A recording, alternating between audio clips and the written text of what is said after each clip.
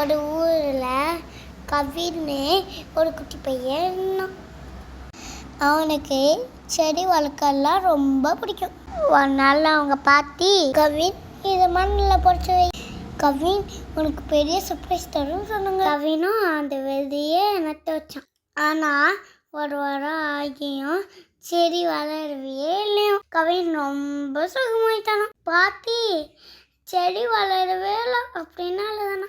அப்போ பாட்டி சிரிச்சுக்கிட்டே சொன்னாங்க, கவின் குட்டி, செடி வளர தண்ணி மட்டும் பத்தாது. நம்ம செடி சூப்பராக வளர உனக்கு நம்பிக்கையே வேணும். நல்லதே நினச்சா நல்லதே நடக்கும். அன்னையிலேருந்து கவின் செடிக்கு தண்ணி ஊற்றும் போது அழகா வளர்ந்து நிறைய பூ தரும் சந்தோஷமா சொல்லிட்டே இருப்பானா. அடுத்து என்ன நடந்துச்சுன்னு தெரியுமா?